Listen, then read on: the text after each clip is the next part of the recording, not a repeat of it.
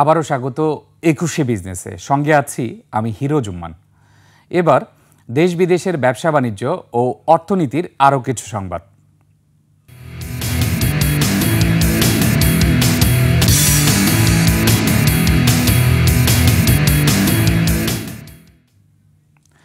খোদ নিজ দেশে আইনি চ্যালেঞ্জের মুখে পড়েছে মার্কিন প্রেসিডেন্ট ডোনাল্ড ট্রাম্পের শুল্ক আরোপ।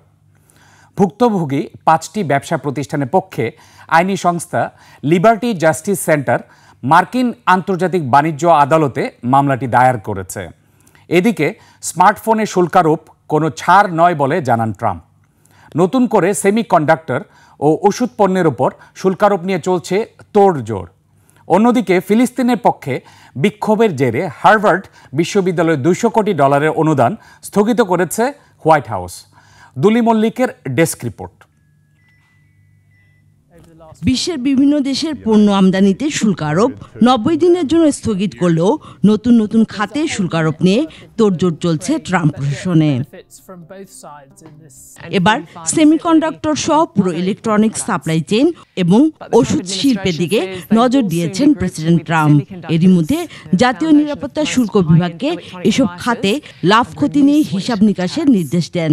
জানান খুব শীঘ্রই ঘোষণা হবে নতুন শুল্ক।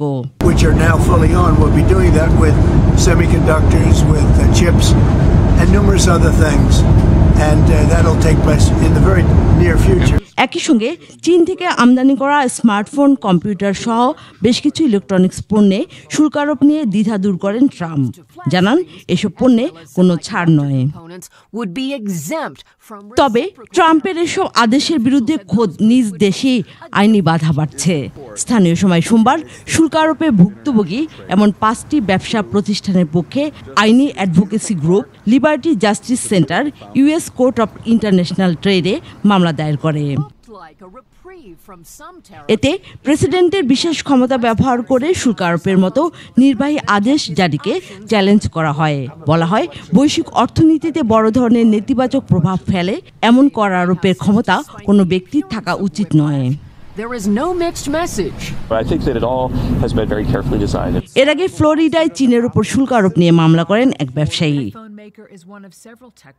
দুলি মল্লিক, ডেস্ক রিপোর্ট, ২১শে টেলিভিশন। সমুদ্রে মাছের সুষ্ঠু প্রজনন, উৎপাদন, সামুদ্রিক মৎস্য সম্পদ সংরক্ষণ ও টেকসই মৎস্য আহরণে মাছ ধরায় 58 দিনের নিষেধাজ্ঞা দিয়েছে মৎস্য ও প্রাণী সম্পদ মন্ত্রণালয়। আজ থেকে 11 জুন পর্যন্ত থাকবে এই নিষেধাজ্ঞা। এতে 11 জুন পর্যন্ত সব ধরনের মৎস্য নৌযান দ্বারা কোনো প্রজাতির মৎস্য আহরণ নিষিদ্ধ ঘোষণা করা হয়েছে। এতদিন বাংলাদেশের জলসীমায় মাছ ধরার নিষেধাজ্ঞা ছিল 20 মে থেকে 23 জুলাই পর্যন্ত, আর ভারতীয় জেলেদের 15 এপ্রিল থেকে 13 জুন পর্যন্ত। ফলে যখন বাংলাদেশের জেলেরা অবরোধে অলস সময় কাটাতেন তখন দাপিয়ে বেড়াতেন ভারতীয় জেলেরা। তবে এবার একই সময়ে নিষেধাজ্ঞা কার্যকর হওয়ায় খুশি জেলেরা। নিষেধাজ্ঞার সময় জেলেদের সহায়তা দেয়া সহ অভিযান পরিচালনা করবে স্থানীয় প্রশাসন।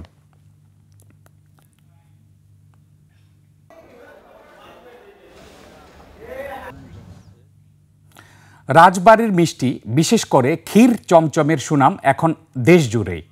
গরুর খাঁটি দুধের তৈরি ক্ষীর আর চিনির মিশ্রণ থাকায় অন্য মিষ্টি থেকে স্বাদে কিছুটা আলাদা ক্ষীরের এই চমচম।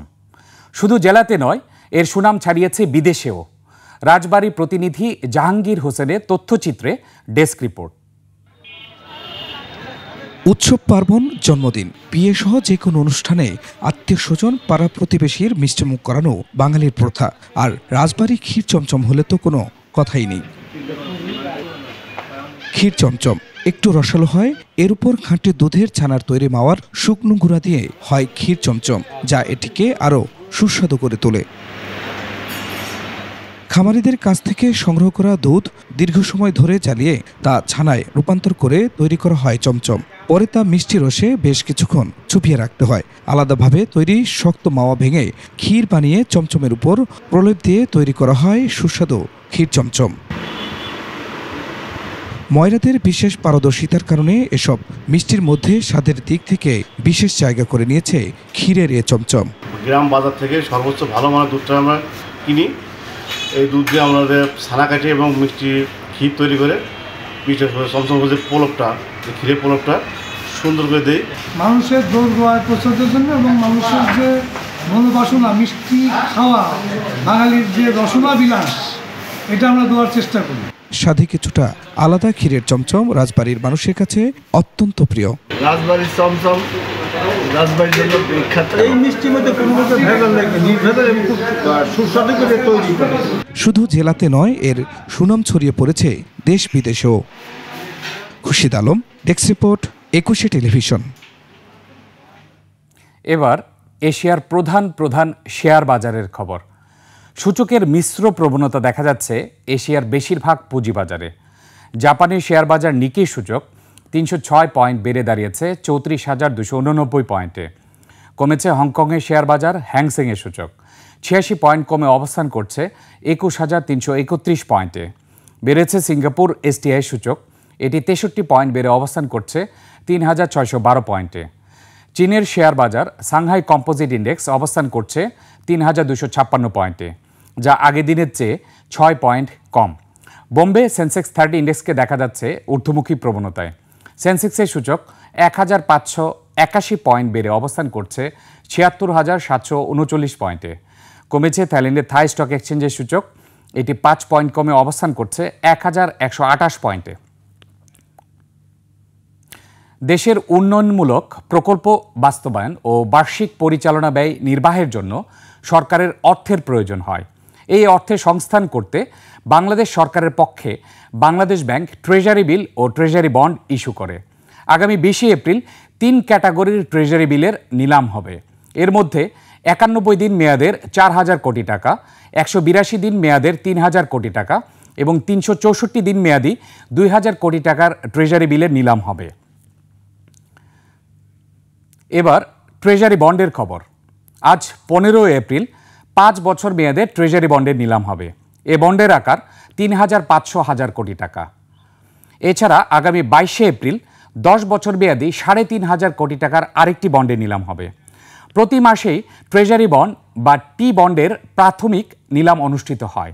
বার্ষিক নিলাম ক্যালেন্ডার অনুযায়ী প্রাথমিক ডিলার বা পিডির মাধ্যমে এই নিলামে অংশ নিয়ে বিনিয়োগকারীরা টি বন্ড কিনতে পারেন।